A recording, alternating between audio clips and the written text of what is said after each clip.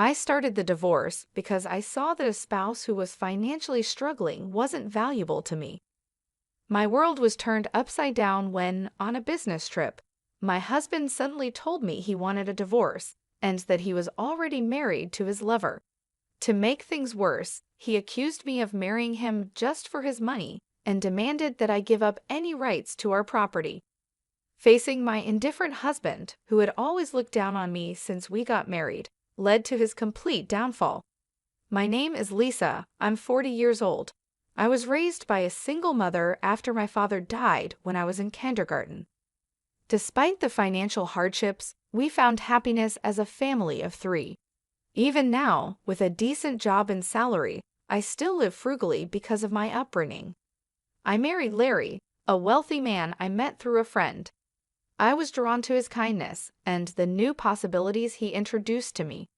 After we got married, our different views on money and gender roles became clear.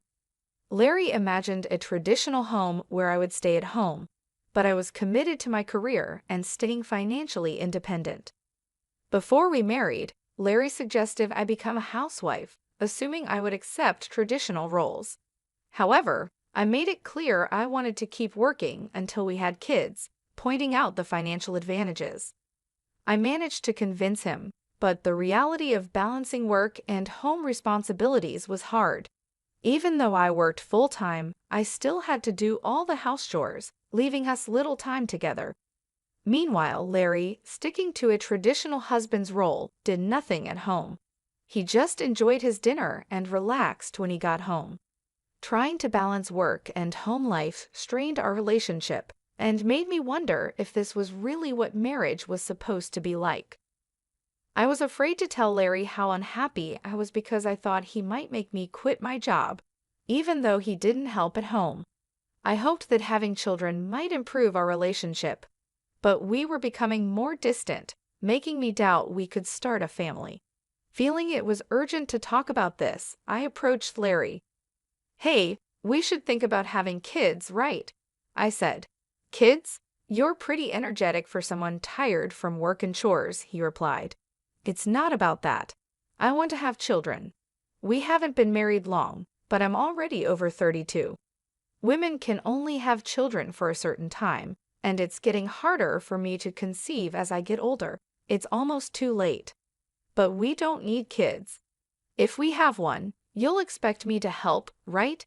You know I'm busy with work and won't help with raising children. Isn't it strange to say you won't help with child rearing even before they're born? I plan to raise them alone, but shouldn't you at least want to help? It's your child too. Child rearing is your job. I'm working to support the family, so I definitely won't help with the kids. You'll just complain that I don't help, making me the bad guy.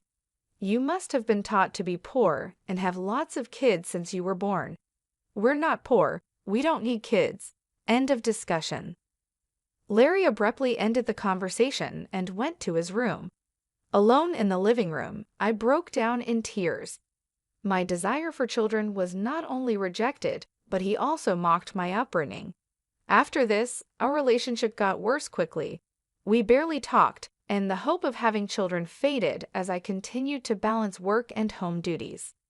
Taking on significant projects at work, I found myself growing more distant from Larry. One day, as I told him about an upcoming business trip, his unexpected kindness caught me off guard. He wished me well and hinted at a big surprise when I returned. Despite having given up on him, his smile made me hope. But my hope was crushed when I came back. The front door wouldn't open. Larry had changed the locks. His first surprise was announcing our divorce. He claimed to have faked my signature and filed the papers with a friend as a witness. Inside, he handed me a document to sign, giving up my rights to any property division and protesting the false accusations. I insisted that we both give up our rights to any property, and I wanted this to be a public agreement. Larry stubbornly argued and revised the document on his computer, leading to a tense argument as I left the house. He kept mocking me for being poor and even thought about throwing out my things. A few days later, Larry called me in a panic. What did you do? He asked. I haven't done anything. Why are you panicking? I have many questions. First, I was told to leave the apartment. Oh, you were still living there. That's not allowed. It's a new month. You're trespassing. Trespassing? But it's my house. Are you okay? Did you forget it was a company apartment I rented? I was the leaseholder, so naturally, you can't live there anymore. That's ridiculous. How could you do this? I can't believe you didn't know. I'm not the one who should be accused here. Didn't I tell you that you can't just change the locks of a rental apartment? It's my house. I can change the locks if I want. Didn't you listen? It was my lease. And even if you were the leaseholder, the owner is the apartment manager. You can't change the locks without telling them. Is that so? Also, I ended the lease while you changed the locks. I was allowed to live there until this month. I was planning to return, but now you've unlawfully altered someone else's property, which could be criminal damage. Wait, why did you end it so early? Criminal damage? Is that why the police are at the front door now? I'm too scared to open it. Don't worry, it's probably not for trespassing or criminal damage. It's better to talk to them. Why do I know about the police? Because I reported you for filing the divorce papers yourself. It looks like you've committed crimes like forgery and fraudulent use of a document. Divorce papers can be filed by one person, but only with mutual agreement and personal signatures. Since you forged my signature and the witness, it's clearly a crime. Larry seemed unaware of his guilt. So the divorce papers you submitted are invalid, and your marriage with Laura can't happen either. How do you know about Laura? Did you think I knew nothing? I hired a private detective agency to investigate your affair with Laura. It was a busy time at work, and coordinating with the agency was tough. Plus, you even held a grand wedding ceremony. While I was supposedly on a business trip, I actually took time off work to do some research and prepare documents because I knew about Larry bringing Laura home. It would have been impossible to gather this evidence while working. After I told Larry everything, he was speechless and seemed quite upset, even over the phone. Then he pleaded with me, "Please don't tell Laura I'm divorced."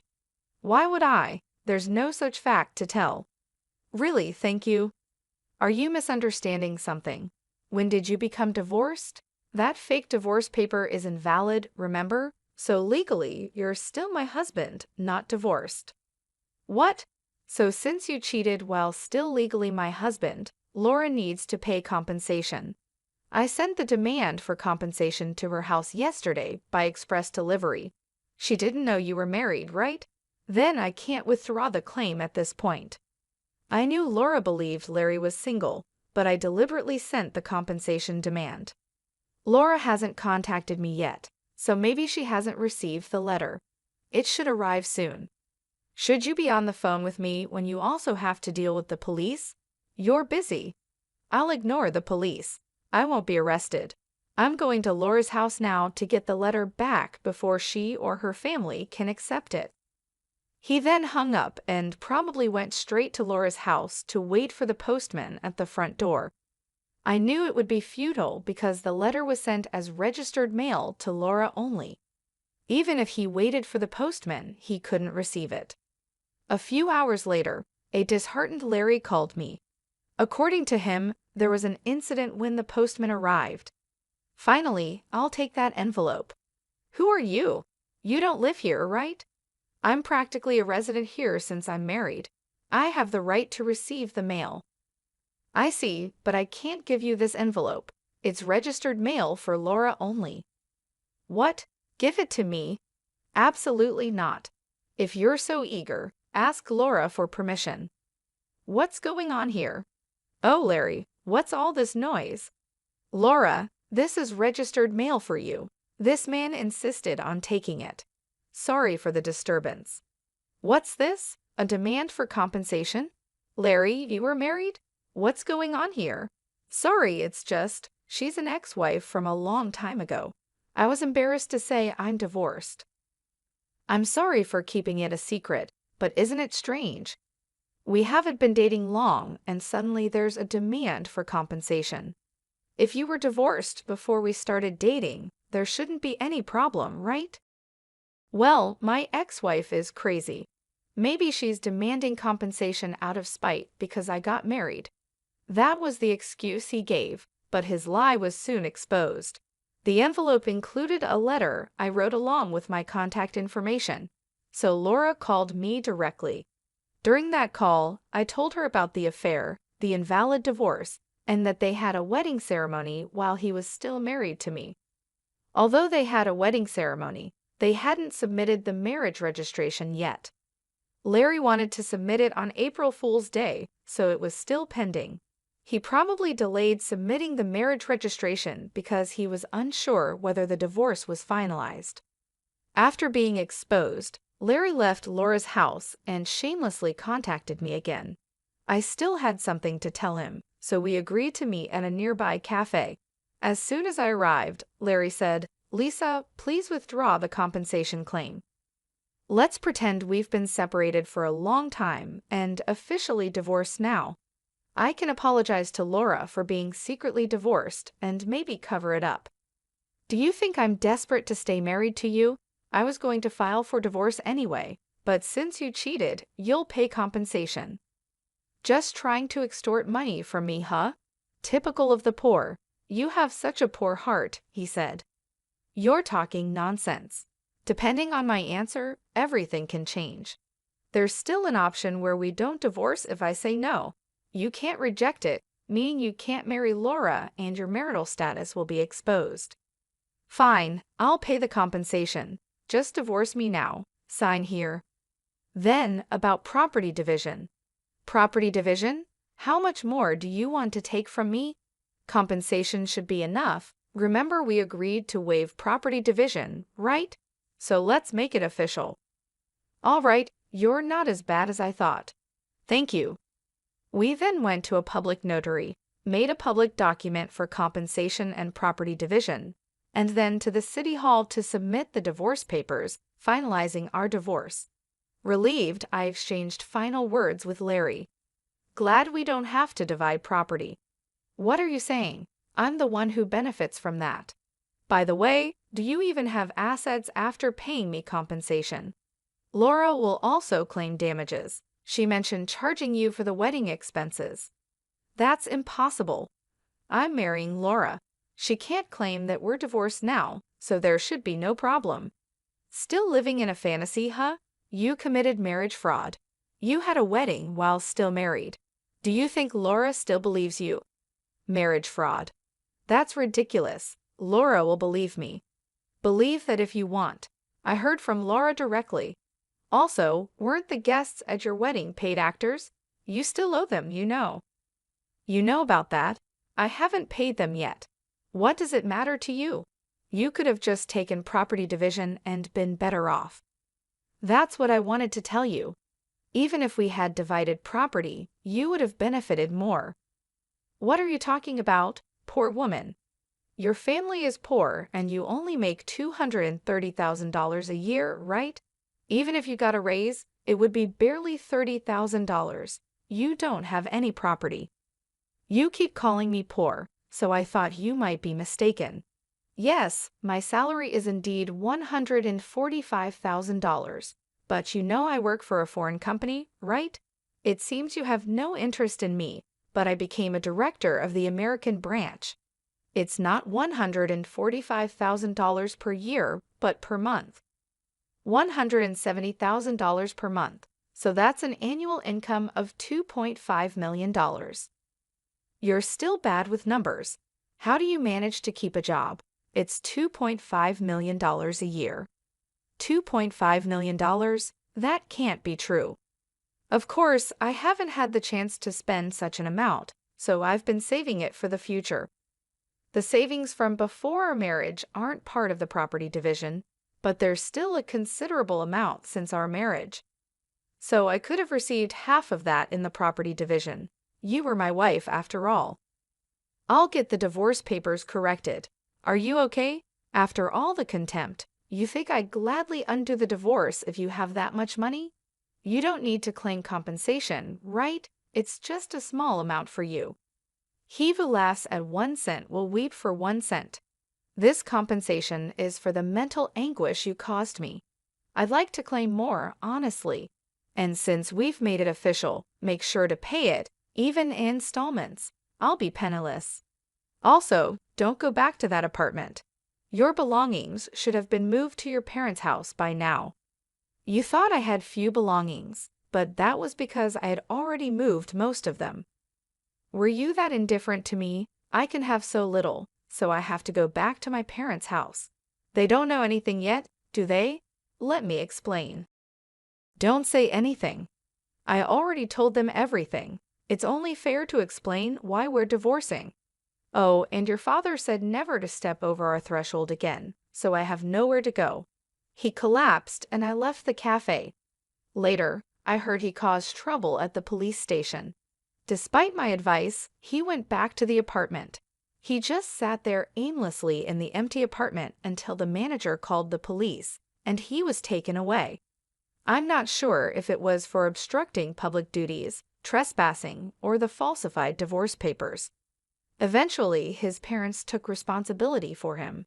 After talking with me and learning about Laura, they decided that apologizing and paying damages to Laura's family came first. They went to Laura's house to apologize, kneeling in front of her family. They settled everything without pressing charges for marriage fraud, even paying for the wedding expenses. I had expected them to sue, so it was disappointing they didn't. I decided to pursue legal action against him for forging the divorce papers. Larry offered a settlement, but I didn't withdraw the lawsuit. I didn't want him to think everything could be solved with money. I wanted him to be convicted and understand the gravity of his actions, even if it cost time and money. I left everything to my lawyer, so it wasn't too burdensome for me. Even though it took time, Larry, exposed for his actions and the marriage fraud, couldn't stay at his company anymore. After being detained by the police and subsequently absent without leave, he was eventually fired. He ended up living at his parents' home, working all day at a relative's construction company. His father took all his earnings, leaving him with no income. I thought his parents wouldn't abandon him, but they were stricter than I expected. They paid my compensation and Laura's compensation, planning to make him work hard until he repaid everything. He lived in a shed-like place with no electricity, receiving only $10 per day for food, deducted from his salary. They planned to kick him out once he'd repaid everything, a harsh fate. After years of hard work, I was offered a position at the head office abroad, so I moved overseas after the divorce was finalized. I worried that Larry might come to me for help or harbor resentment, but moving abroad alleviated those concerns. Initially, I thought work would be my sole companion for a while, but life took an unexpected turn. I soon found myself in a new relationship.